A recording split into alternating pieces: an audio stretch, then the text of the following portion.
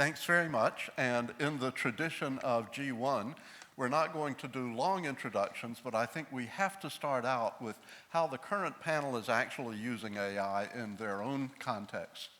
Rolly, let me start with you. What does Nextroll provide that really helps companies, your customers, win with AI?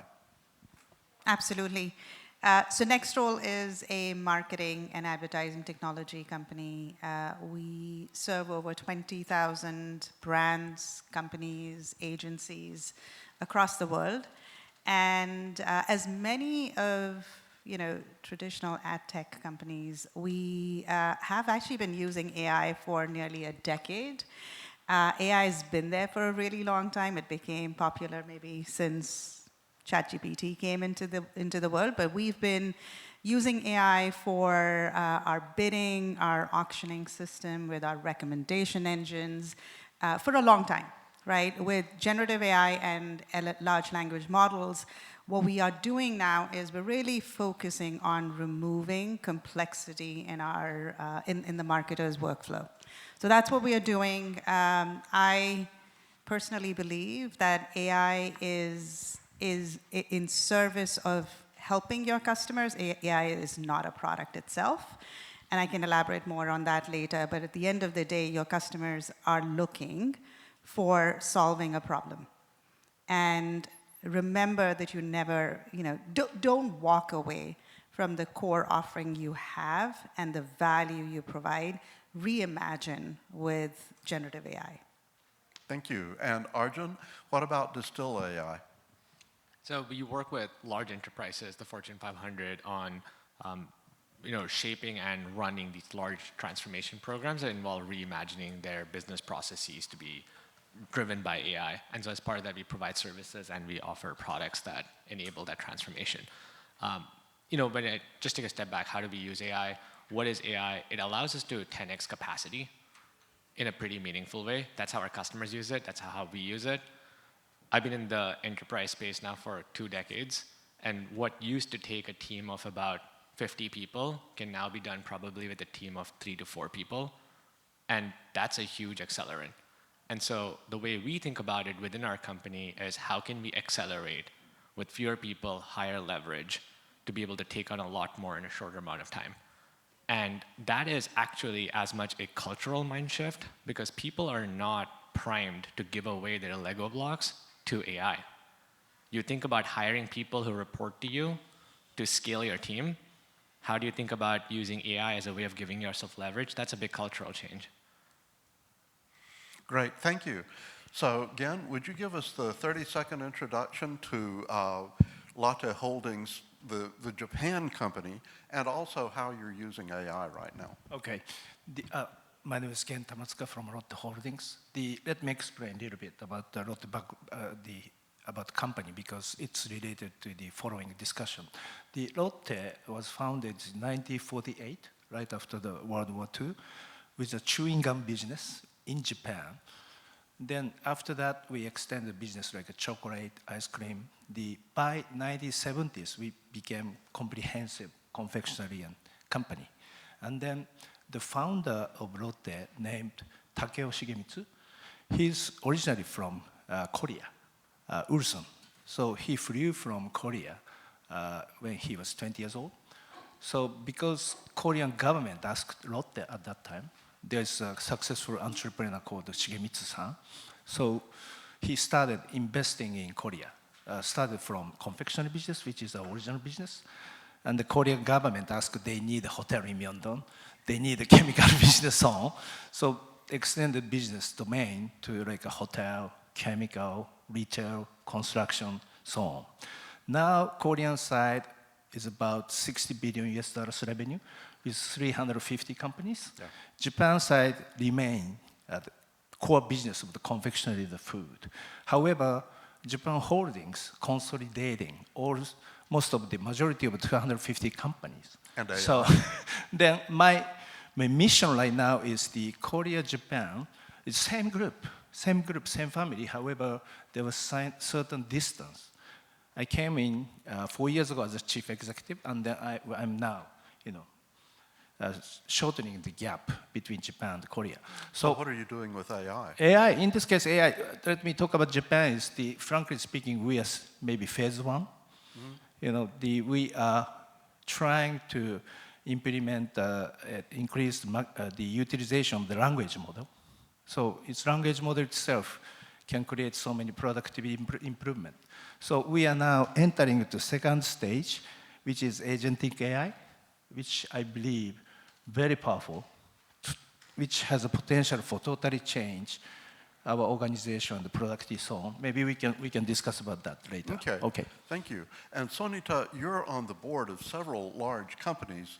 What are things that you're seeing in the United States that your companies are doing with AI? Yeah, great question. So just as a quick background, so one of the boards I'm on is Sunrun, who's actually the largest consumer solar and battery company in the United States. And the other one is TrueBlue, who's a workforce solutions company, and we connect workers to work. And in the past 3 years, we've connected maybe 2 million workers. So just as a little context, so that you know when I talk about AI, those are the contexts of the types of business. But I would say we're using AI in 3 big buckets. The first bucket is really for customer engagement activities. The second bucket is for sales and marketing. And the third bucket is for software engineering. And of course, depending on the companies and depending on the particular use cases, there has been kind of trials and errors. But I have to say, like, one of the things that I have seen work really well, Richard, and perhaps for the audience here, it's very important to actually tie your AI initiatives to real business outcomes. So for instance, for Sunrun, our CEO actually believed, the company could really leverage AI to dramatically improve our cost structure. And so we hired a head of AI, maybe like early last year. But there are a few things that I think the CEO did well in order to make sure that the AI initiatives actually, translate to business outcomes. First, this new head of AI report directly to the president of the business instead of the CTO. Because sometimes when you put AI and there's a CTO, it can be siloed. They can be working on projects, but it may not directly translate to the business. And second, she's very, I would say, out of the box thinking. She structured the compensation package for this executive to contain performance share units. So in the United States, a lot of the compensation for executives, contain a large performance shares unit that depends on the stock price. And a lot of the compensation for this new head of AI, the goals of his compensation, if he were to make, like his PSU part, are really tied into the business outcomes that he can achieve. And the goals have to be approved by both the CFO and the president of the business. So I'm just sharing in a very practical way of like, the kind of use cases you can use AI for and how you can try to align AI initiatives with your business outcomes. Thank you. So our overall topic for the whole day today is really about establishing trust and building trust. And with something new, it's very difficult to create an environment of trust. I'm going to ask one more question to the panel, and then we'll open it up to the floor. But kind of going in reverse order now, Sonita, what are boards doing in regard to technology governance? What would you recommend in regard to how to govern the implementation of new technology, especially AI? Yeah, I think that is a great question because, I think at least US companies' boards have a tendency to focus more on the risk because it's all about risk mitigation rather than, if you're a startup board, you focus on growth. But once your company go public, all of a sudden the board, let's focus on risk. So I think in terms of AI, when you look at all kinds of governance frameworks that have been published out there, be it like the voluntary ones published by the large tech companies to the involuntary ones, published by government, policymakers, multi-stakeholders, organizations. I think there are a few key elements, Richard, that you can subscribe to. Like, let's say if you're on the board, you want to have a governance framework that is flexible enough, that enables your companies to experiment and also implement AI, but at the same time, you want to make sure that they are ethical and responsible. I think there are 5 key dimensions that you have to kind of think of, right? The first dimension is about good intent. you need to make sure that the design, the implementation, the data used is actually aligned with your stated objectives. The second, I think, is about fairness. As you guys have heard, AI, depending on the data, can be biased. And while I don't think it is possible to make it as free of bias as possible, there are ways that you can do to reduce the bias. And then I think the third dimension is about transparency. Your AI system needs to be able to be producing outcomes that can be explained. You don't want like a black box effect where your outcomes cannot be explained. And last, I think it's about accountability, where your system needs to be able to, from time to time, be audited and assessed for accuracy, for bias, and ensuring that it is in compliance with rules and regulations and ethical standards. Thank you. So continuing in our reverse order, again, Japan seems kind of resistant to implementing really advanced technologies, and in particular AI. What kind of challenges have you had to overcome at Lontoh Holdings, and how have you overcome them in getting people to really take advantage of the new technology? With emergence of the agentic AI, maybe things will be changed. Yeah. That's my view. And Japan as a whole, we are facing serious workload shortage because the aging population birth rate is so low. So agentic AI and AI has a tremendous potential to change this situation. The problem of Japan, my view, is the liquidity and the mobility rate of the human resource is quite low, which is only 3 million people changing the job last year, which is less than 5% of the population. So by utilizing AI and the technology, we have the potential to switch to the human resource moving to the more growth sectors or more essential work type of the workforce. But this rigid labor regulation hinders those things. So as a total, Japanese country itself, AI brings us huge potential in our company too.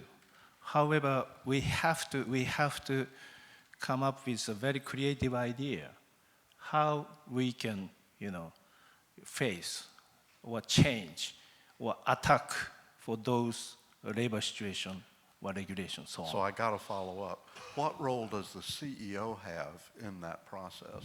The CEO seriously has to think, from the scratch. Each department, for instance, like accounting and finance, marketing, R&D, which task should be done by human, which task can be replaced by AI. So imagine the future organization design, and then we have to, in that case, human resource strategies getting very important. Who we are hiring, and frankly speaking, Japan case, we cannot simply remove the people, very important talent. So we have to, how we can utilize I cannot say excess, but those people productively for future. Those are the issues we are facing. Yeah, thank you. So let's go with Rolly next. Rolly, you hear a lot about digital transformation, and certainly the problem is not just having people adopt new technology. How do you how can a CEO lead real transformation of business using influencer marketing, for instance, that needs to accompany the adoption of AI? Great question. So a couple of things. I think as a CEO, the number one thing to realize, especially if you're not starting from scratch and it's not a new startup, where you can write your own rules and there is a company, there are people, there are emotions, there are jobs, there are families that are dependent on it. you have to first realize that the biggest barrier to adoption to any kind of digital transformation, and specifically with AI, is your employees and people. So you have to really start with culture. I think Arjun mentioned that first. Number one job for a CEO is to build a culture of curiosity. It's normalize the use of AI, embrace it. I, for example, very practically, about 2 years ago, I started actually telling everyone in my company, I use ChatGPT. Here's how I used it. This email I sent, and I sort of have written by ChatGPT, edited by Rolly, right? Make it, just normalize it. It allows people to feel more comfortable actually owning up to it, right? So that's number one. The number two thing, which I think is something that keeps me up at night, the rate of transformation and the rate of innovation has never been at this level before. So the product development cycles have meaningfully compressed. Remember those days when people would think about your product market fit every 2 to 3 years. Build your annual roadmap. Those days are gone. Throw away that idea. So we now actually have shifted our product development process significantly. We do an annual strategy, and then we do our roadmap, not even on quarterly basis, every 6 weeks. So at the start of 6 weeks, we've changed how we think about our product design, engineering, and what we bring to the market. New models are coming up every day. You don't know. I mean, I was talking to the head of product for OpenAI, and I was like, Kevin, give me a little heads up when your model changes. And he's like, Rolly, I will give you that heads up if I have one. I don't have that heads up. Things are moving that fast. So really meaningfully shift the culture of your product design and engineering. I spend 3 hours every week with my engineering team to really constantly check in. What is the market demanding? What are the new models that are available? And then how do we make a shift? And then again, from a cultural point of view, like we have Slack channels, we talk about our internal messaging system, we talk about AI all the time. We are, our company, all hands, we talk about it. We celebrate the use of AI. And when that happens, and when people feel comfortable with it, and they recognize that 80% of the work and productivity can be brought by AI, the last 20% is where the biggest opportunity to really be strategic, thoughtful, win competitively. We are now operating, just from a context perspective, we're now operating at 50% of our employee base and significantly higher profitability and growth. So it's just starting to think about the right talent, the right internal processes, the right tools. Okay. But the first thing is culture. Build that culture of acceptance and embracing it. Culture. And Richard, if I can just add Go ahead, to what Rolly just said, because it really resonated with me. So prior to just serving on boards, I used to work for HP, but specifically helping them to launch new innovative businesses. So my last role there, I helped launch their new 3D printing and digital manufacturing business. And this, I think this topic about culture role is very important. I think especially for large legacy companies, who are trying to innovate. The culture that has been established there, I think it's good for managing large scale, for managing predictability, for, large mature companies. So when a mature company is trying to start something innovative, I think this healthy culture of innovation is extremely important because it can be counterintuitive to the culture of the mothership. I really experienced that. And, and you might ask, what is a healthy innovation culture? Healthy innovation culture includes things like, is this an organization that feels comfortable to share both failures and successes? Because there are some organizations who only talk about successes, and they suppress failures. The other thing, especially if your engineers have been successful the past 30, 40 years, they have an attitude of hey, if it's not invented here, we're not going to do that. A lot of people during my time at HP was a little bit like that, even though they're quite open. But my point is, this culture of innovation is so important because sometimes you have a culture that is good for managing scale, which may not be the right culture for innovating, starting something new. Thanks very much. Heads up to the audience. After I ask Arjun this next question, I'm going to open the floor to a few audience questions. So kind of be thinking of your question. Remember the 30-second rule, or you buy champagne. So innovation culture is great, but I have to say that I visited 16 CEOs of major Japanese companies one year, and the general feeling was everyone loves innovation as long as you don't have to change anything. And so Arjun, my question to you is, what is your most radical take on organizational change for AI adoption? So I'm going to tell you literally what I tell every CEO of a Fortune 500 company when I sit down with them about their AI strategy. And it's really simple. It's not rocket science. And spoiler alert, it boils down to focus. So number one, try to understand which parts of your business are standardized. I don't think you should be reinventing how to do accounting. I don't think you should be reinventing how to do payroll. I don't think you should be probably reinventing how you do a lot of your back office and middle office functions. Trust your vendor to incorporate AI and hold them accountable in a really first-class way. Now, try to understand what is it that you uniquely do, which is your competitive differentiation. And build a program around that that really focuses on that, brings intensity, focus, and accountability, and make that a CEO-level priority.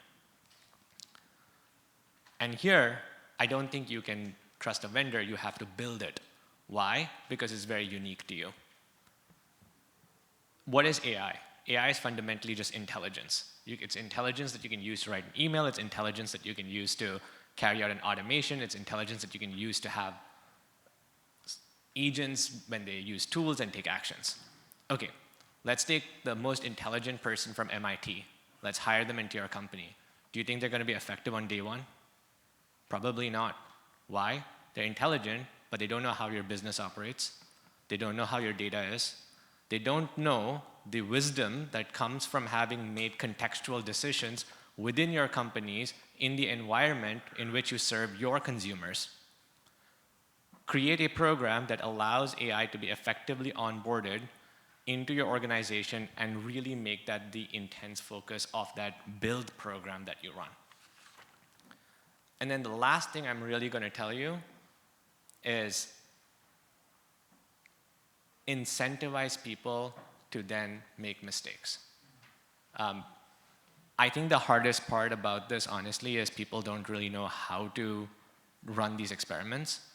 And it's okay for them to sometimes make mistakes, but then have your IT team create a governance paradigm in which those don't cost you revenue.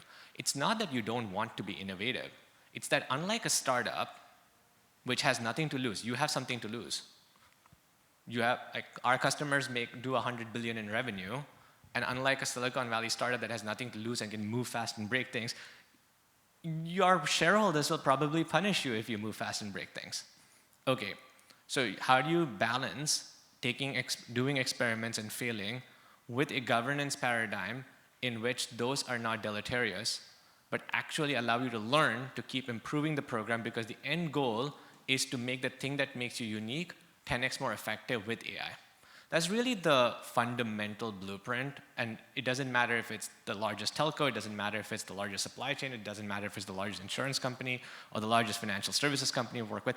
It really looks like that blueprint. Thank you. Again, can I ask a... Yeah, I was going to ask you for a follow-up.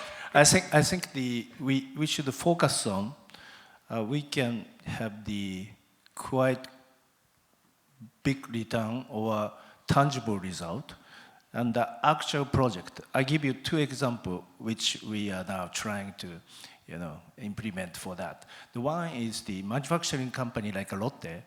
We spend so much energy for demand and production adjustment planning. So based on the salespeople data, we weekly basis, monthly basis, we have to create each items for the production planning. So for that, we have so many meetings, so many discussion, and we're still using the various data, even production section for the spreadsheet, so on. So by utilizing agentic AI, so agentic AI specialized for the sales forecast and agentic AI for the production forecast planning, and then let them discuss and then come up with the draft, and then the really human people, the leaders will decide which plans are the proper. So those things really, the improve the productivity, maybe improve the outcome of the planning. The other thing is we are now closely working with Korea for the several projects. For instance, like a confectionery, global expansion, we are closely working with the Korean team. So because of the culture differences, language differences, the project management is really tough. So for that, so we utilize the AI for the what's the project status, what is the issue, which one is progressing, which is delaying, what is doing who. So we set up in the Korean side agentic AI and the Japanese side agentic AI, and we monitor for those projects. So for global and the multicultural project management, I think that we can use. We have to pick some of those, really tangible example, and then we give the kind of success case, and okay, this will change the way we're going to do business. So that's very important, I feel. Okay, thanks. Follow-up for anybody on the panel. I think the people aspect of this is absolutely critical. What Arjun was saying about incentivizing people to make a mistake, I would say, how do you incentivize your people in the company to have this culture of experimentation at the same time as exercising appropriate responsibility? Yeah, I can maybe share two very practical lessons from how we work. Number one, break things down to bite-sized pieces. An initiative doesn't have to be a 6-month-long thing. You can break it down to outcomes at a bi-weekly basis. It's actually very much doable. And then each of those milestones and the outcomes associated with them, the downside of possibly getting it wrong might not be very painful, but it allows you to learn from it to make sure that the 6-month goal is not compromised. So break it down to not long, drawn-out projects, but shorter outcome-based sprints, number one. Number two, failure is okay in these shorter sprints as long as you're learning from them. So within our company, the bar is not that you don't fail. The bar is that if you fail, you must have a learning that you contribute back to the playbook or the product so that the fleet can benefit from it. That's two very actionable things that we've gotten better from. Thank you. Sonita, can I put you on the hot seat? Especially, you're talking about aligning AI with the goals of the organization, right? Sure. And that's one of the kind of mistakes that often happen. People see their world, they don't see the whole organization world. Any suggestions, or what kind of things work to incentivize people? Yeah, I think one thing that I see work really well, so let's say you have a technology or innovation initiative. I think in many companies, they put it perhaps under the CTO purview. But sometimes when you do it that way and you do not incentivize people the right way, the business may not have bought into it. So I think, I guess I can share from a board perspective, one thing that you can really encourage your organization is to adopt the mindset that technology and innovation has to be integrated into the overall business strategy. When your CTO comes and share with you about technology initiatives, don't just listen to him talking about project, budget, and milestones. Ask the business unit presidents, what kind of business outcomes are you seeing from these initiatives? Are you seeing increased revenues? Are you seeing, reduction in cost? Ask the chief marketing officer, is this helping you to, not only acquire new customers, but also retain customers? Ask the chief HR officer, what kind of talent talent program that we have to make sure that our technology initiatives can be successful. I think those are some of the things that you can do both from an organization structure perspective, but also incentives that look at the project more as an overall project for the company rather than incentivizing people based on their departments or their particular function. Thanks. Roland? I really like the point that you Go made, ahead. and if it's all right, I would love Go to ahead. expand on that a little bit. Just two very practical things that you reminded me of. Number one, without business at the table, most of these projects don't end up producing value. And I'll tell you very simply why. Think about how a Silicon Valley company operates. Take LinkedIn, for example. They're not saying, we have technology, let's work forward from that. No, they're saying, I am trying to accomplish a goal. It's to increase NPS score this way. That means I need this user experience. I'm working backwards from that and then building an engineering roadmap to be able to accomplish that product-driven goal. So why are your companies any different? You should start with a business goal, allow technology to come up with a path towards it, but business is the one accountable to then reaching it, not technology forward, business backward. Now, abstract this up a level and think about it at the CEO level. This technology is so general purpose. If you were to ask me how I could use this technology at my company without fixing the company, I don't know which way to take it. I can use it to write emails, I can use it to do insurance. It's too overwhelming for me. And I was born with these models. But if you work business model backwards, think about where your capacity constraints are, and then think about what this technology makes possible to unlock your constraints, you can come up with very creative solutions. Think about the internet. The internet made an entire new distribution model possible. The internet version of Yellow Pages was not Yahoo Pages. It was Google Maps. But you still needed to solve a problem, which is how do I make things discoverable, work back, see what this distribution model made possible, and then come up with the right technology-driven solution for it. Okay, thank you. I think both of you have been commenting about looking backwards from the business as well as forward from the possibilities from the technologies. Rola, you had some comment. Yes. So any technology, and AI being one, it is in service of your customers. It's in service of the business. It's in the service of the customer. So once you understand that, that's where things start, and really once you start articulating that to your company, things start falling in place. So practically, one of the things we actually said 2 years ago when I first stepped into the CEO role was we are going to be a Rule of 40 company. And Rule of 40 means a company that is both growing as well as is profitable. And here's what we are going to do. That is a company goal. That's a company rally cry. This is what we are focusing on. How we will get there are multiple ways, right? So that's like solving for the business objective. You heard both from Sunita and from Arjun.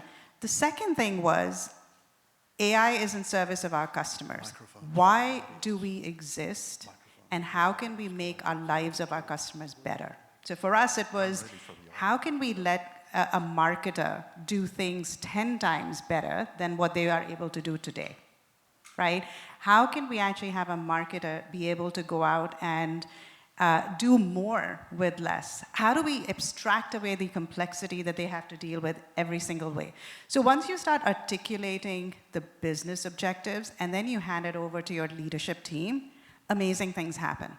Like literally by having our marketing team and our sales team and our engineering team, the objective of Rule of 40, it just, great creative ideas came from engineers, from frontline marketers, from sellers saying, hey, by the way, here's a tool I want to try out.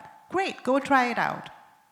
It works, great. If it doesn't work, let's try something else, right? It's about really, I believe the role of a leader is to inspire action towards a shared objective. And the goal, the objective is in service of the customer and the business. So to answer your question, it really starts from there, and then that culture shift happens, right? But it needs to start with that. Okay, great. We're about ready for audience questions. Can I do a lightning round of everybody first, though? Don't name names, but either in your company, maybe you can say it's whether it's in your company or in some other example that you know of the implementation of AI that's really helped business, specific examples, what went well and why did it go well? Just really very quickly, what have you seen kind of more specific examples of AI adoption or other advanced technology adoption that have been incredibly successful? Or if you're thinking in the failure mode, what have you seen that's incredibly not successful? Let's go real quickly. Sonita, anything that comes to mind? Specific yeah, sure. examples? I guess I can share on one of my boards, as I have shared with you before. We make sure, kind of the AI initiatives are reporting to the business and the compensation package is aligned with that. And we have seen, I have been very happy and pleased with the results because, it has really resulted in very material, at least for us, very material efficiencies improvement. Efficiency improvement, okay. Arjun? Getting our employees to think about AI as a leverage for them rather than as a competition to them. So in the first week of onboarding, they're supposed to find one thing that an agent can automate that would have otherwise been their job.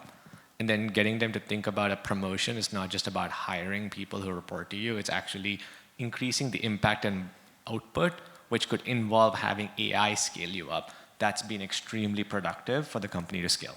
That's a culture change. Rolly?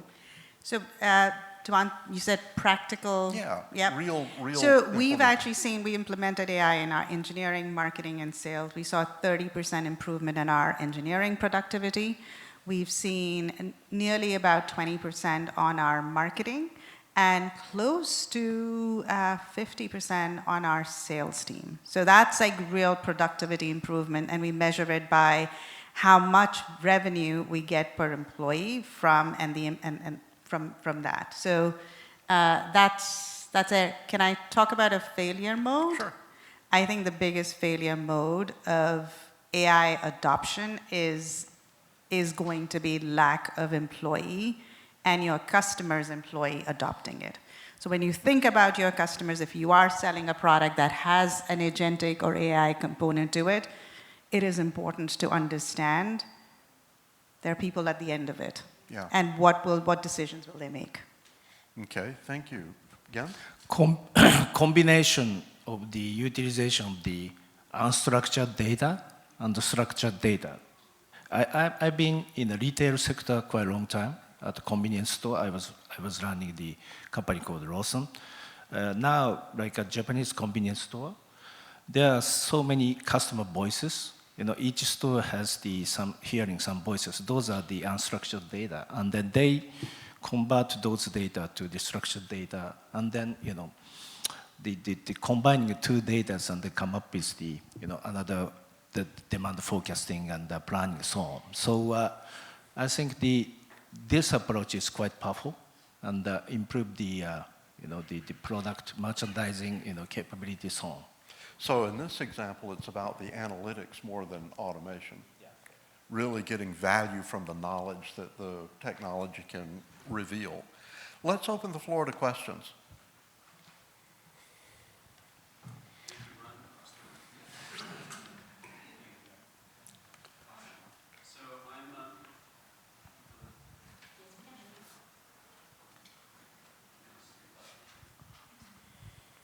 Yeah, we're going to take questions in batches of 2 or 3, okay?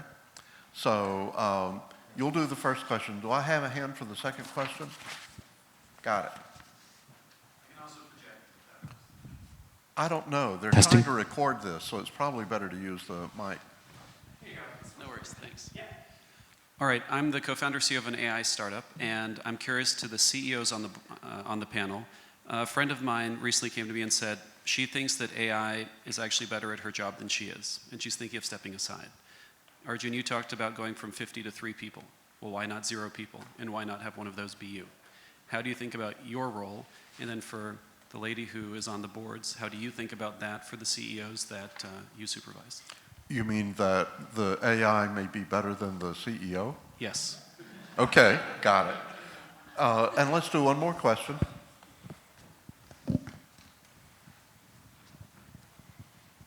Thank you very much for a great session. I'm a third generation manufacturing company. My question is, productivity means fewer people. Do you see any consequences for the layoff, or how are you going to influence the social structure whatsoever? I'm not sure whether how you're managing right now, or you're expecting something like that. So those are actually two very similar questions, right? AI has a potentially negative impact on any individual person's job, right? How do you prepare your people either to retrain them or to get them more in charge of their own careers? Sonita, let's go with you first, because really, this is kind of a board thing too. For sure. So I guess I definitely think certain roles will be disrupted by AI, but I remain optimistic. I think there are some roles that will be made better by AI. And perhaps in the future, there will be new roles that are enabled by AI that we cannot even think of today. And Richard, coincidentally, I think one of your colleagues at Stanford, Professor Eric Brynjolfsson, he did a study last year where he studied, I think, more than 5,000 customer service agents at different Fortune 500 companies. Some had AI tools, the others didn't. And some of the findings that he found, I thought was pretty interesting. So he found first those customer service agents that had AI tools were on average 14% more productive based on the number of customer inquiries that they can solve. And the effect was even more profound for those customer service agents who are the least skilled and also the least experienced, which saw a jump in productivity about 35%. And what's interesting, his study at least also found that customers seem to be happier to deal with the agents that have AI tools because they solve their problems faster, and they found this both through the customer survey after the interaction and also textual analysis of kind of like the conversations, right? And so I guess as a board member, at least for us, we encourage our CEOs or our companies to be proactive. In one, hey, understanding what kind of roles in our companies will be affected by AI and how. And then second, what kind of programs do we have to upskill or reskill some of our workforce to make sure that they're AI ready. And to answer someone's question about whether the CEO will be AI, I think at least for public companies will not be possible because I don't think the SEC would allow you to do that at this particular time, but then who knows? So the CEO job is still protected. Rolly, Arjun, you're both technology-intensive companies. So kind of the way I'd like to take these questions is, what are the limits of the AI? Where do people really stand out as being the better alternative? Yes, I can take that. I think the role of CEO and every individual human being that works in future will change dramatically. It is no longer, I think the world has shifted from a place where expertise was valued. Vinod Khosla, famous venture capitalist, he said expertise is what is valued. Like if you go to a cardiologist, you value a cardiologist. But soon, that expertise will become a commodity, because guess what? An AI might know more than a cardiologist does. So the role of a CEO will evolve. It'll become less focused on, I have more information, so therefore I am sitting here, or I have a broader perspective, hence I'm sitting here. It will become more of you need to be creative.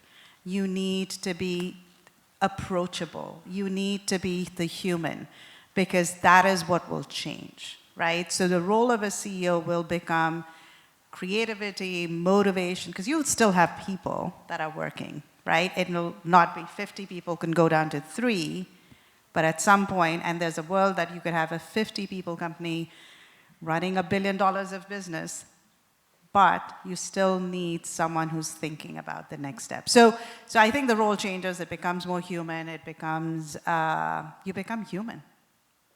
And we at some point, we have lost that, and I think it'll be, in many ways, it'll be good. To answer your question, I think, around disruption, displacement, absolutely. There's going to be massive disruption, displacement. I still remain optimistic. There will be new roles and new opportunities that will open up for humans to really play. It'll look different. Our education system will look different. So there will be, I think, how do you solve for it? It has to be at a policy level. It has to be how we think about it. Like, I think as leaders, we are helping our teams evolve, but the reality is the current company structure will change, and companies will look smaller, and most people will become more entrepreneurial, will need to become entrepreneurial. And therefore, you have a lot of smaller companies versus potentially large HP or large LinkedIn or any of the other companies. Okay. It just becomes smaller. Thank you. Arjun, what's your take on this? So I want to start with maybe a systems-driven approach to it, and I'll boil it down to what the technology can and can't do. The technology needs oversight. Let's just start with that. So why is that important? These models can make decisions. I don't necessarily subscribe to, as technology stands, superintelligence, but what I do subscribe to is misalignment. So these systems can make decisions, and that ends up creating a feedback loop to them that helps inform and improve its thinking about what it should be doing. And if it ends up feeding itself, it's going to misalign itself. Not with any nefarious purpose, but that's just how drift works. And this works at a tactical systems level, this works at an organizational level, and this, by the way, works at an economic and geopolitical level. So humans will always have a role as the intermediary to be tastemakers and subject matter experts who are the judges of whether it's doing the right thing or the wrong thing and providing oversight.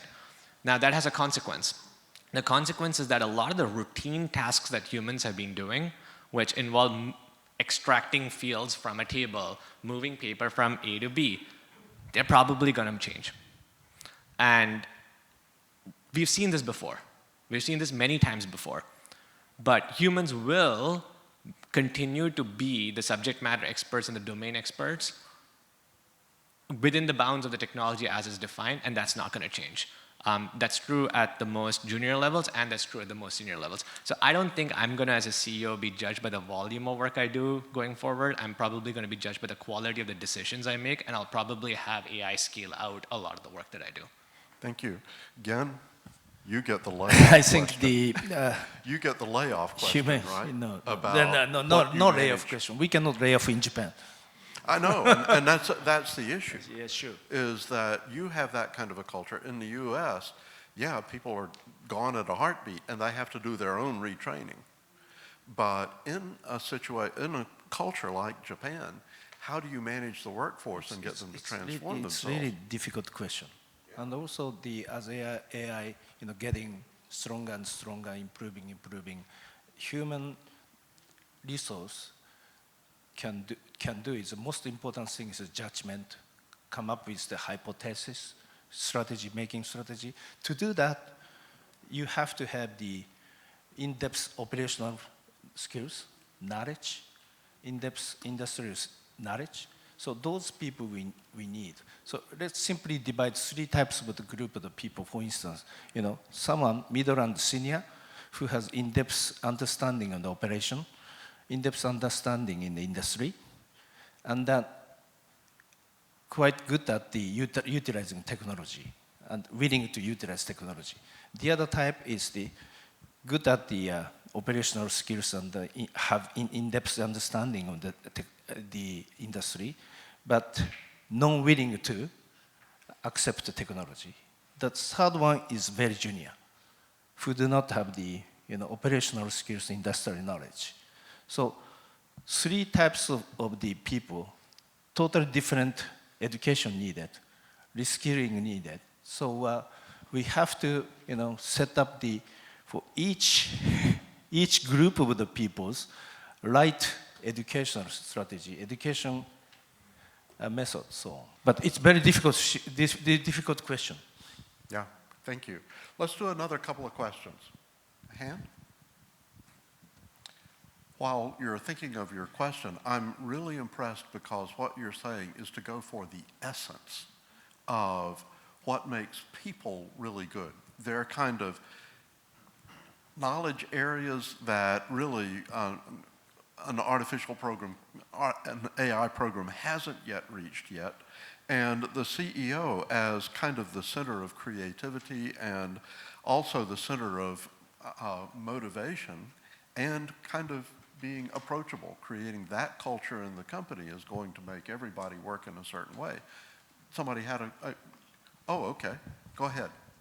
Hi, thank you for the discussion. I have two questions. One is a really simple one. Would you be able to name some really impactful actual AI tools that you implemented and worked?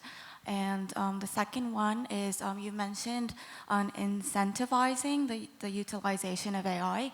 I was wondering like how you would make it into like an actual formula, how like the calculation, because for example, like if you set a KPI for 20% productivity. Yeah, great questions. Yeah.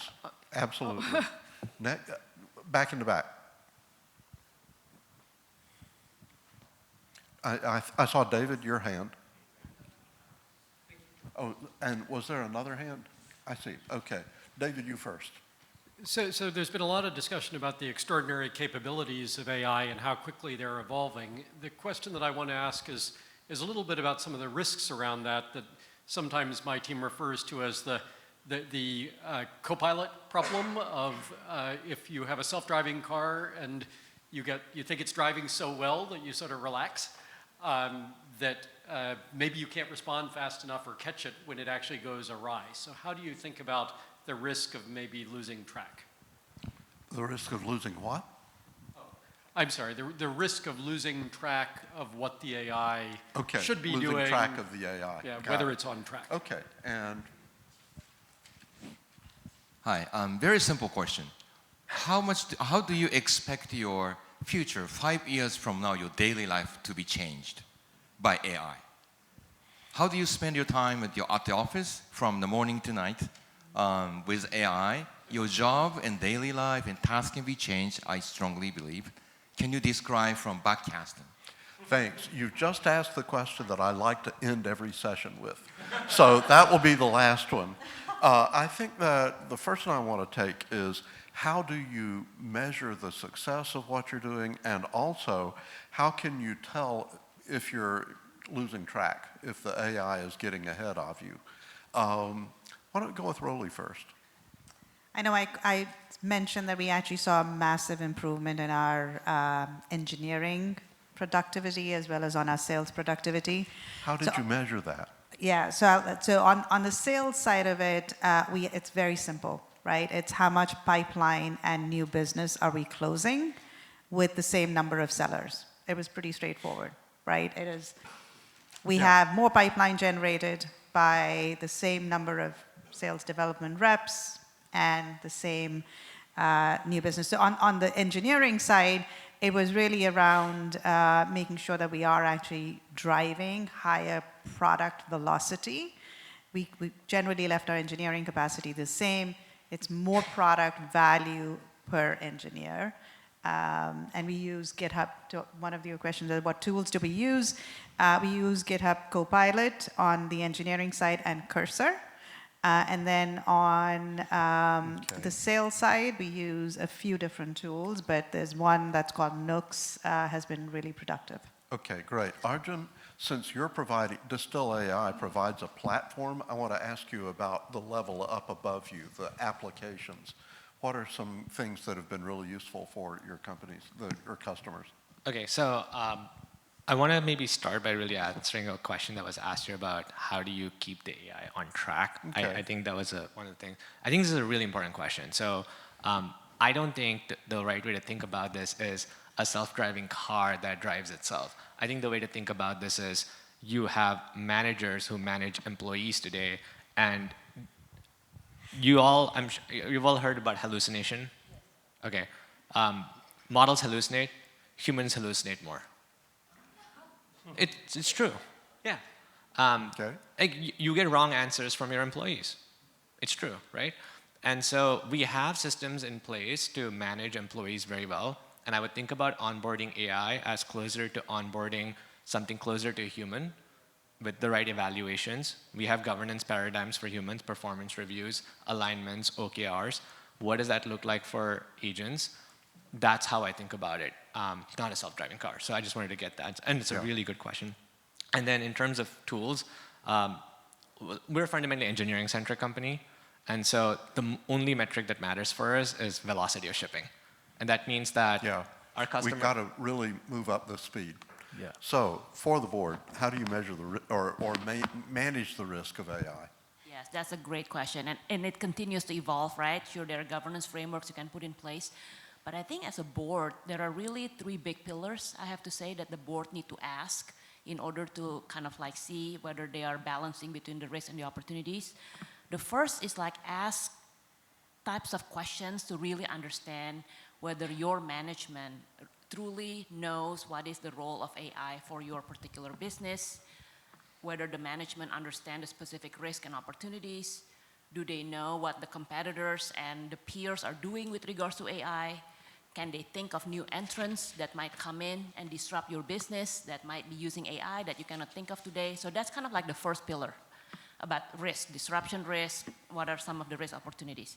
And then I think the second pillar is much more practical, you know, like, hey, is your data AI ready?